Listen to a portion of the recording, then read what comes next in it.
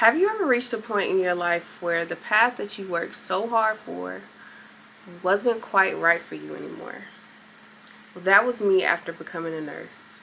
And in this video, I'll go through my childhood dream of being in the medical field, going through nursing school, then leaving the bedside to start my own path. Hey there, welcome to Journeys with Jay. I am Jay, and I'm here to take you on my journey of wellness, travel, and self-discovery. So I was inspired to make this video because I did see another creator that was in a similar field as me. His name is Goobie and Doobie. His video title is "I was an MIT educated neurosurgeon and now I'm unemployed and alone in the mountains. How did I get here?" So that video resonated with me so much because this doctor left the profession that he worked so hard for, and that was me. And it really helped me to resonate with what I actually went through and my own journey. Hey everyone, welcome to Journeys with Jay, and I am on a personal journey to wellness and self-discovery, and I do a lot of that by traveling. So I am glad that you're here. Let's get into the video. So when I was a child, I used to watch a ton of medical shows like ER, Rescue 911. I used to watch a lot of those transformational, the surgeries and things like that. So I was gun set on being a cosmetic surgeon at 8 years old. However, I got to see that it took a lot of work to be that. But as I grew, I began to be exposed to a lot more professions in medicine, and nursing really resonated with me. I liked how nurses were compassionate, how they cared, but I also enjoyed how they run the show. So I took that path. So in high school, I worked as a CNA, and I went through school. Did my prerequisites, and then I finally got accepted into nursing school. And that was a battle in itself. If you want to know about that, just let me know, but that was a lot. So I finally got to the point where I graduated, and I was excited. I was so proud. My parents were proud. I come from a Jamaican background, so they get really excited. Like, my daughter's a nurse now, and I just felt very accomplished. So it came to the time now where I had to get a job, and I got my first job at a level 1 trauma hospital on a general surgical floor. So if you need an example, that's like if you have a stomach ache and you go to the hospital, that's the floor that you're coming to. So I saw so many different patients. I learned so much in that time, and it was a great experience to meet new people, new cultures, and make a difference in a sense. However, I started to see the gaps and the holes in the care that we were providing. So many days I went to work and it was short-staffed. I had so many patients. I felt like I was risking my license. I also would see the patients that I'm caring for are not getting the adequate things that they need. I'll give you an example. So I have a patient that's here for a stub toe, and now they have a headache. Here's a pill for the headache. Now their stomach hurts. Here's a pill for their stomach ache. They can't sleep. Here's a pill for that.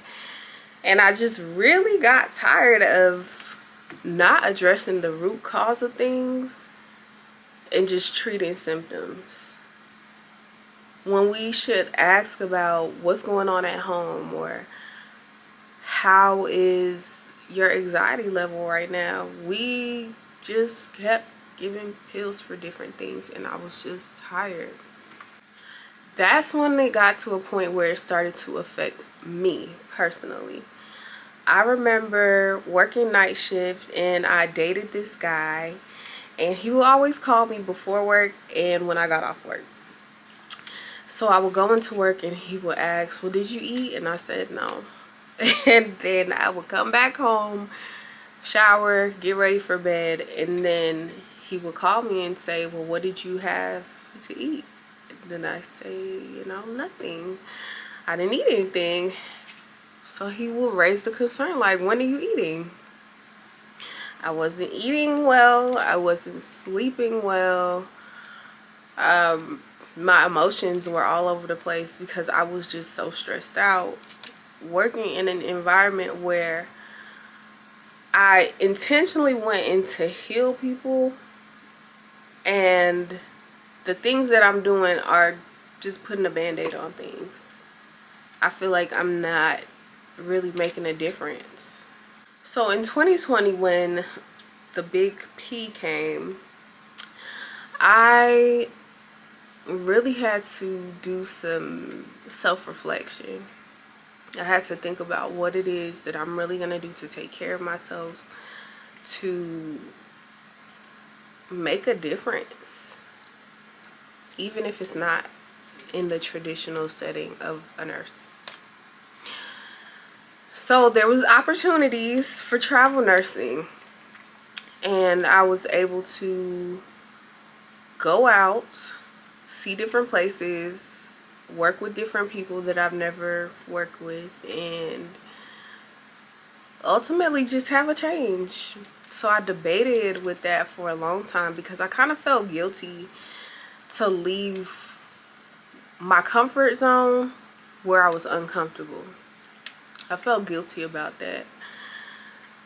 But through a lot of prayer and fasting, I took the leap. I just took the risk. And I ended up working in Washington, D.C. and Maryland. I traveled to a lot of places throughout the country, and I met so many different people. I worked in public health, so thankfully I wasn't in the hospital. But I worked in public health, and that gave me the opportunity to work in the community. I got to work with different people in different settings, like the vaccination clinics, the testing sites. I worked in school nursing, and then I worked in a program for mothers and children. So I got to see different sides of the community setting, and it was really fun. However, I started to see the gaps there too. And with that, I noticed that money was an issue for a lot of things. We couldn't adequately provide the best care for people because funding was a big issue. Money. So the place where we are to prevent illnesses and diseases, we can't even effectively do that because there's no funding. People don't have access to quality health care. Children can't get proper nutritional things because of income. And I was just really, I don't know, I just felt kind of defeated in a way, because there's only so much that you can do. You know what I mean? There's only so much that we can do as a nurse, and personally so much that I can do. So it came to a point where I had to make another decision again, and that decision was to choose to be in a broken system or create my own path and help people in my own way. And I did a lot of that by visiting different places and meeting new people and having different communities, which opened up different conversations to where I don't have to serve people in just one box. I can do that on my own terms. And truthfully, I just want to encourage anyone today, if you are ready to make a change in your life, make a decision for your life, do it. Just go for it. Don't wait. Just go, because you only have one life and nobody can live that for you. I encourage you to go out and do what it is that you feel that will be best for you. If this video resonated with you, just give me a thumbs up. Let me know that you understand what this journey is, or share it with someone who you think would understand it. Also, don't forget to subscribe and turn on your notification bells so you don't miss out on any videos that I post. I'm going to bring a lot of content on wellness, travel, and holistic health, and just going through the journey of becoming your best self. I am so grateful that you were here and you watched the video, and I want to remind you to always stay true to who you are. I will talk with you soon. Later.